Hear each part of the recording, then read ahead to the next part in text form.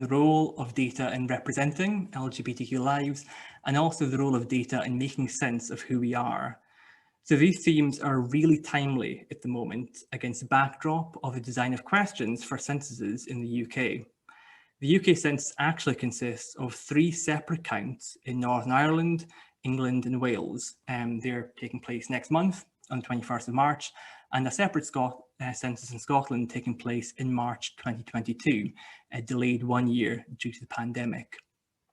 So my focus tonight is primarily on the design of questions in the Scottish census, which for the first time will ask voluntary questions about the sexual orientation and trans status or history of all respondents aged 16 and over. So the design of these new questions and their passage through Parliament has invited a surge of interest in LGBTQ lives and experiences. As I'm sure many of you are aware, this has involved situations where representatives of LGBT groups and communities have had to justify their lives to those in positions of power who are overwhelmingly cis and heterosexual, whether this be in consultations, in parliamentary evidence sessions, and in the media. In particular, the counting of trans people in the census has meant that these developments have become a hot button issue for trans exclusionary campaign groups, which took particular issue with approaches to data collection about women that were inclusive of trans women. The tactics of campaign groups have since spread to include a range of issues, including guidance for schools and hate crime legislation, which has contributed to serious issues within the SNP and other political parties. I kind of raise these points to really underscore that the inclusion of LGBTQ people in the census was not a straightforward success story, as some might wrongly assume. So in today's talk, I want to kind of turn a critical eye to these developments and explore 3 themes related to LGBTQ inclusion in the census. Firstly, I'm going to look at the sex question and discussion of non-binary identities. Secondly, the sexual orientation question and the use of something called predictive text technology. And thirdly, the trans question and the disagreement over the term cis in the census. Before jumping into the details around the design of these questions, I want to outline the intellectual scaffolding where I hang some of these arguments. So my account of the census very broadly explores the tension between identity construction at the level of the individual and the population, and argues that the state's collection of census data, so in this context, the Scottish Government, is not simply a case of knowledge for knowledge's sake.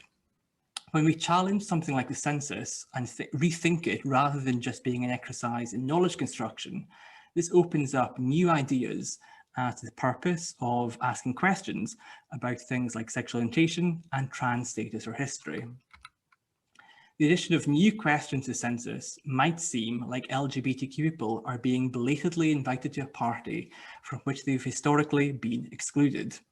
However, this historical moment might also present a double-edged sword. Attempts to categorize and establish who counts as LGBTQ means that some people are always left behind. As data practices look likely to reach further and further into people's everyday lives, it's important that we pause to ensure the data is used in ways that serves the interests of the people about whom the data relates. So my research very much builds on the work of scholars including Dean Spade and his concept of administrative violence, and the expansion of this idea in Anna Lauren Hoffman's work on data violence. So my talk examines how LGBTQ inclusion in the census risks entrenching harmful data practices. As Michel Foucault describes in his work on governmentality, greater knowledge of a population can do more than simply strengthen the powers of the state. What we're talking about here is enhancing data practices that govern the borders of what or who is possible. So with this in mind, and looking at the questions in a bit more detail, the power of data practices to exclude was apparent in discussions around the provision of a non-binary response option in the sex question. So across the UK, as I said, there's 3 censuses, and all 3 UK censuses ask the same question about sex with 2 response options, male or female. This question is uniquely the only identity question in the census that requires respondents to select from 2 binary options. However, the question we have today is not the question originally proposed by Scotland's National Statistics Office, the National Records of Scotland. So thinking back all the way to 2017, and during the design process, NRS undertook rigorous testing and actually ended up proposing to the Scottish Government that they include a non-binary response option in the sex question in the next census. NRS's research concluded that this was not more likely to invite inappropriate answers, nor negatively affect people's likelihood to respond. So following this comprehensive research, NRS proposed to change the sex question so that it presented 3 response options: male, female, and other, with an additional write-in box. So National Records of Scotland argued that the introduction of a non-binary sex question would enable people who neither identify exclusively as male nor female to accurately record themselves in the national count. However, contrary to the research published by NRS, the committee in the Scottish Parliament, who had oversight of the design, voted on the matter and recommended maintaining a binary sex question in the next census. So as an example, this turn of events really exposes a tension between the collection of census data as an exercise in knowledge construction versus the protection of a status quo that makes sense to those in existing positions of power. So moving on to look at some of the debates around the sexual orientation question. So the sexual orientation question in Scotland's 2022 census will ask, which of the following best describes your sexual orientation? Straight/heterosexual, gay or lesbian, bisexual, or another sexual orientation with the option of a write-in box. It's important to note that this question is about sexual identity rather than sexual attraction or sexual behaviours, or a proxy question such as whether the respondent is in a same-sex relationship, as was the case in the most recent US census. In narrowing the information captured about sexual identity, it's likely that the census will undercount or fail to count at all people who do not identify with labels such as gay, lesbian, or bisexual, but may have experience of same-sex attraction or engage in same-sex behaviours. The 2022 census will also follow a digital-first approach, which means it's expected that most people will respond online. This move online, excitingly, opens up new possibilities as to the technologies that NRS can use to collect and analyse their data. So one example of these new technologies is the use of something called auto-populate text boxes. And this is for those who start typing in into the other box, and this was going to be used for the questions on sexual orientation, religion, nationality, and ethnicity. So for those wondering what on earth is an auto-populate text box, this is a technology that auto-completes a response option when someone begins to type text into an online box. So for those answering other, they would have the option of accepting the auto-populated response or writing in something entirely different. NRS argued for this technology, saying that it would improve the respondent experience, it would improve data quality, and improve efficiencies in the coding of data. However, following the announcement of plans to use this technology, media attention focused on the draft list of 21 responses that would auto-populate the write-in box for the sexual orientation question. So organisations, including the Christian Institute and the Catholic Church, expressed their opposition, while LGBT Alliance, a UK trans exclusionary campaign group, argued the proposal would suggest that other sexual orientations existed beyond those attracted to the opposite sex, same sex, or both sexes. Following this, these outrages, NRS subsequently wrote to the Scottish Parliament to announce that it had decided not to use predictive text technology for the sexual orientation question. However, the letter also noted that NRS would proceed with its use of this technology for questions about religion, national identity, and ethnicity. Now, if we pause to consider the complexity of religious, national, and ethnic identities, what does this example tell us about the use of technology to improve the quality of data collected about sexual orientation? So in my research, I argue that this outrage was less to do with the proposed technology and far more to do with efforts to shore up a fixed definition of sexual orientation linked to a binary and trans exclusionary understanding of sex. And thirdly, the most interesting of the three questions related to gender, sex and sexuality in the census. So in England and Wales, the question is going to ask, is gender you identify with the same as your sex registered birth? With two response options, yes, no, and those answering no offered a write-in box. So the Office for National Statistics, which oversees the census in England and Wales, describes this question as a gender identity question, although it does only collect data about the gender identity of people whose gender differs from their sex registered at birth. Cis people whose current gender is the same as their sex registered at birth must select the response option yes, and they're therefore unable to input text on their gender identity into the write-in box, for example, man or woman. For this reason, I don't really believe that the question being asked in English and Welsh census can really be described as a gender identity question. In Scotland, taking a totally different approach, the question here asks about trans status or history and asks, do you consider yourself to be trans or have a trans history? Again, with two options, this time flipped around the other way, no, yes, and those answering yes provided with a write-in box. So the decision to depart from a shared question was based again on rigorous testing conducted by the two national statistics offices.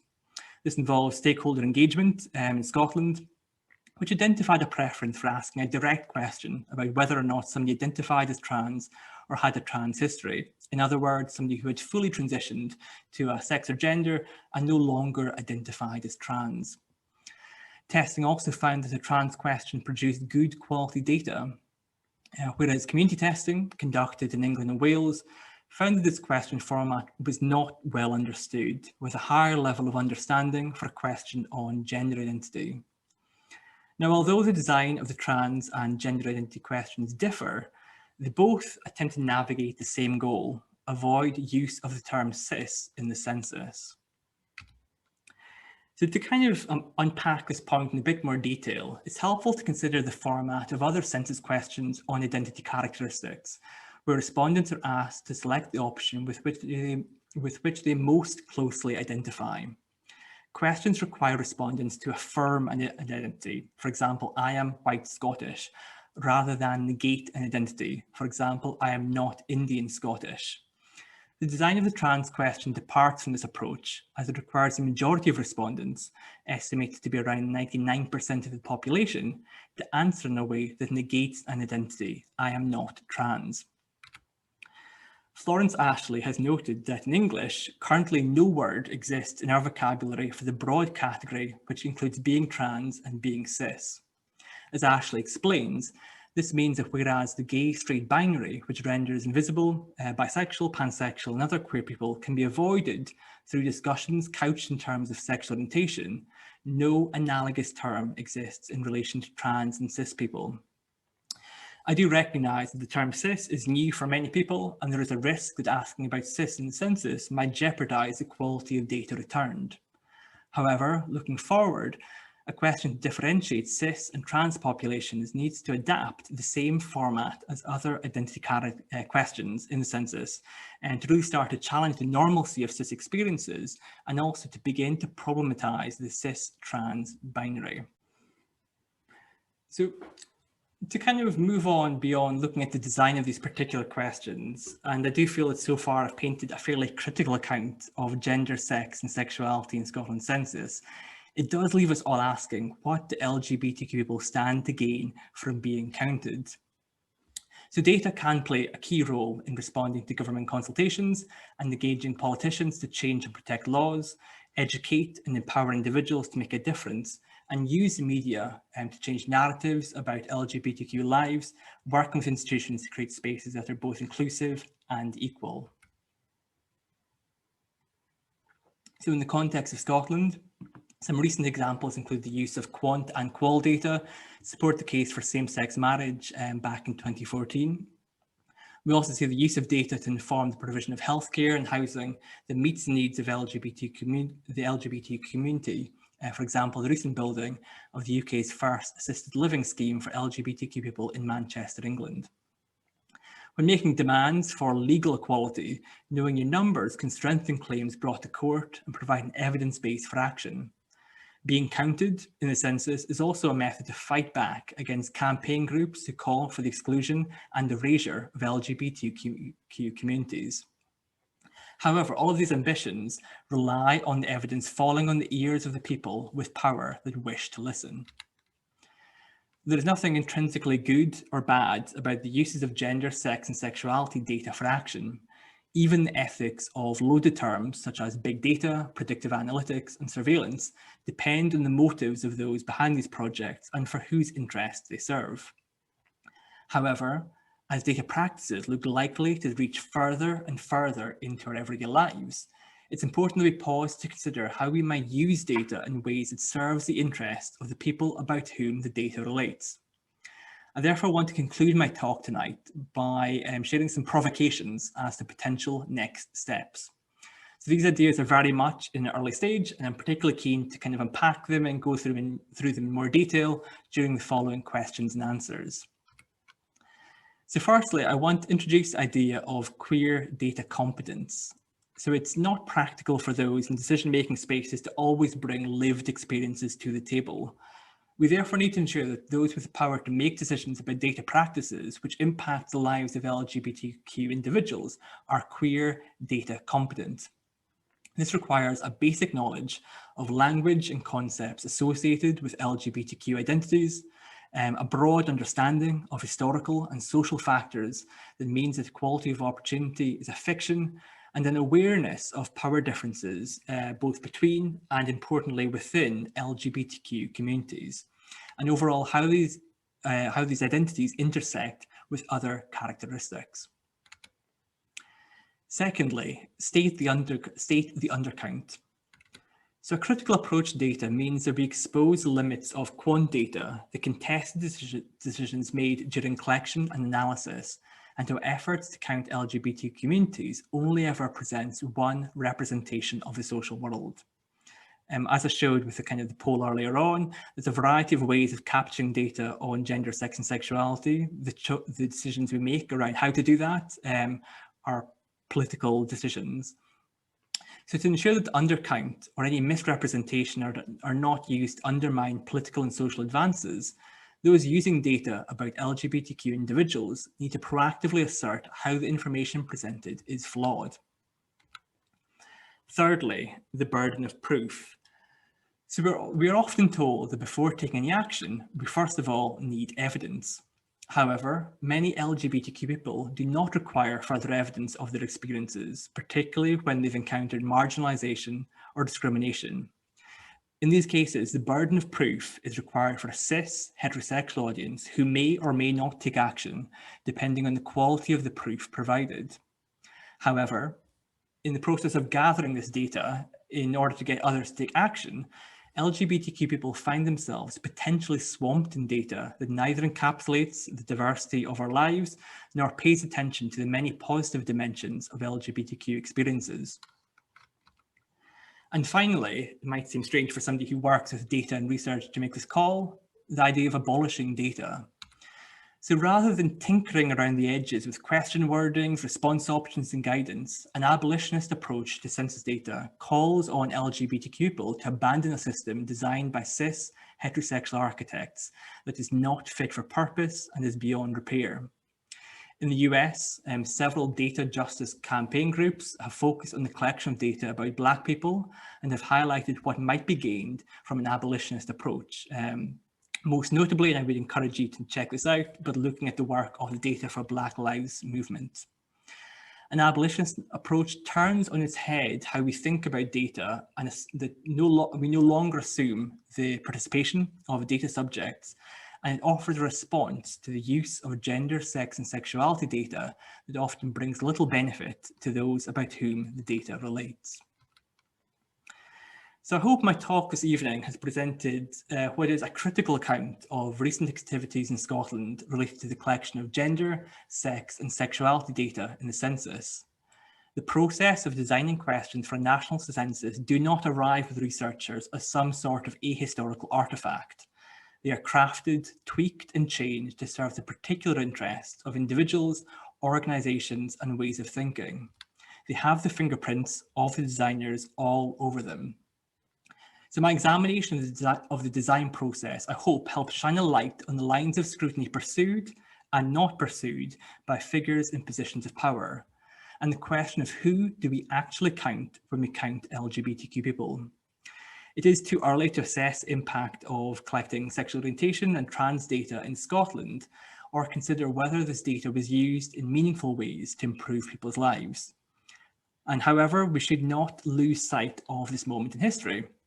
Next March is a monumental moment in Scotland for the counting of LGBTQ people, and being counted can and does change people's lives for the better.